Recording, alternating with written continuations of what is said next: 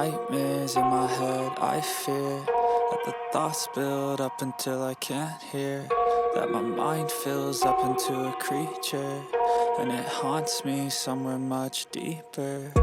Anxiety, filling up every space, no privacy, and silently, it could build and build until you... Salam sejahtera Malaysia, denyut nadi suara rakyat bergema di channel ini. Satu perkara yang saya dapati, yang saya rasa dan saya dapati, serta setelah sekian lama saya menjadi pemerhati politik untuk negara Malaysia, saya dapati apabila seseorang itu tiba-tiba saja buat U-turn, tiba-tiba saja menarik semula, pasti ada something wrong somewhere. Pasti ada something wrong somewhere dan pasti akan bakal hancur, bakal bermasalah besar. Saya bagi satu contoh yang amat besar, yaitu pada ketika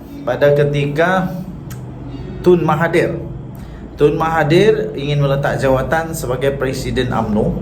Semua orang pujuk, janganlah. Kalau kamu masih ingat Rafidah Aziz waktu itu, bukan main pujuk lagi. Apa yang terjadi selepas itu? Mahathir sendiri dipecat daripada UMNO. Kemudian dia jadi pembangkang nomor satu, musuh ketat bagi UMNO sendiri. Berbeza sedikit daripada apa yang berlaku sekarang, Muhyiddin Yassin mengumumkan dia akan melepaskan jawatannya, tidak akan mempertahankan. Tapi tiba-tiba saja ada U-turn. Tiba-tiba saja dia reverse balik apa yang dia sebut, kerana kononnya desakan lah, memang bukan konon, tapi desakan daripada akar umbi yang tidak mahu dia meletakkan jawatan, tidak mahu untuk dia melepaskan jawatan sebagai presiden. Persoalannya ialah apa yang bakal terjadi nanti. Pertama, yang paling jelas ialah pastinya tidak akan ada perubahan di dalam Bersatu. Pastinya akar umbi yang sebenar, bukan yang berucap di pentas, akan merasa kesan daripada itu. Pastinya yang berucap di depan itu tidak semestinya membawa semua suara daripada akar umbi, termasuklah daripada ahli-ahli parlimen. Tidak ada berlaku apa-apa dasar pasti dalam Bersatu, kerana bosnya masih sama.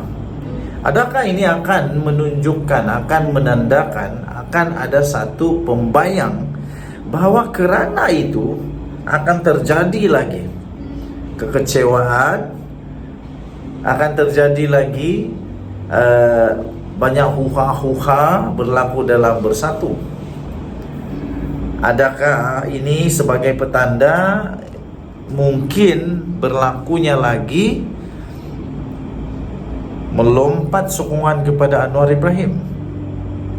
Tuan-tuan dan puan-puan yang dihormati sekalian, kedua ialah tidak ada harapan untuk Hamzah Zainuddin atau Azmin Ali atau sesiapa saja termasuk Peja untuk menjadi presiden.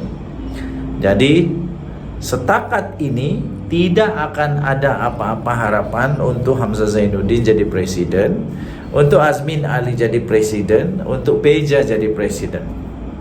Menurut banyak penganalisis politik, sebenarnya sekarang ini dalam Bersatu, menurut mereka salah satunya yang menulis ialah Sabuddin Husin. Sabuddin Husin menulis kemungkinan adanya kem di dalam Bersatu. Kem Azmin Ali, kem Hamzah Zainuddin, dan mungkin juga kem Faizal Azumu. Kem ini sebenarnya menunggu masa untuk yang sesuai untuk memastikan yang mereka sokong itu boleh jadi presiden. Tapi nampaknya kalau benar Muhyiddin Yassin tetap mempertahankan dia punya kepresidenan di Bersatu, maka dengan itu tak ada lagi harapan untuk sesiapa jadi presiden Bersatu. Jadi kita akan melihat satu episod di mana kemungkinan berlaku UMNO nombor 2. Apakah Muhyiddin Yassin pula akan menerima nasib seperti Mahathir yang mula-mula dihalang, dipujuk, nangis-nangis ahli-ahli UMNO waktu itu supaya Mahathir tak letak jawatan. Tapi apa yang terjadi seterusnya ialah Mahathir sendiri dipecat oleh UMNO. Adakah ini akan berlaku kepada Muhyiddin Yassin? Adakah selepas ini, selepas dipujuk, akhirnya terjadi UMNO 2.0 untuk Muhyiddin Yassin?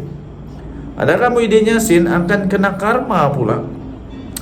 Akan kena karma di mana Mahathir telah menjadi antara pengasas kepada Parti Bersatu, tetapi dipecat daripada Bersatu. Adakah Muhyiddin tidak lama lagi, selepas dia tak ada lagi kuasa dalam Bersatu, adakah dia juga akan menerima karma? Dia akan menerima nasib seperti Mahathir, di mana Mahathir dipecat. Kita tengoklah nanti. Kalau betul dia akan menerima, kalau betul dia menerima nasib yang sama seperti Mahathir, siapa yang bakal pecat dia? Mahathir dan Muhyiddin dulu berkawan dalam satu persyarikatan, dalam satu perkongsian kuasa bersama di dalam di dalam Bersatu. Tapi akhirnya dia dibuang. Kali ini siapa pula yang bakal membuang Muhyiddin kalau terjadi seperti itu? Siapakah yang bakal buang dia? Adakah Hamzah Zainuddin? Dan tiba-tiba pula Hamzah Zainuddin menjadi musuh kepada Muhyiddin? Atau Azmin Ali pun tiba-tiba jadi musuh kepada Muhyiddin? Apa yang sebenarnya bakal berlaku? Tetapi saya mengharapkan supaya tak ada jadi begitulah. Walaupun Muhyiddin nanti kalau sudah dia memang terpaksa letak jawatan, tidak ada lagi yang mau pujuk-pujuk dia untuk letak jawatan, untuk tarik balik peletakan jawatan. Saya harap supaya dia janganlah dibuang dari Bersatu. Kesian. Kalau dia dibuang dari Bersatu, dia mau pergi mana? Tidak ada lagi yang mau terima dia agaknya. UMNO pun tidak mau terima, PKR tidak mau terima, apalagi DAP tidak mau terima. Bersatu kalau tolak dia, di mana dia mau pergi? PAS? Mungkin PAS lah. Tapi itu pun belum tentu PAS terima dia. Mungkin jugalah.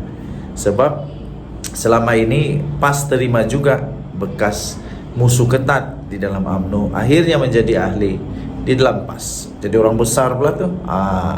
Okey, tuan-tuan dan puan-puan yang dihormati sekalian, apa yang bakal berlaku selepas ini kita nantikan bersama-sama. Denyut nadi suara rakyat bergema di channel ini. Bye-bye.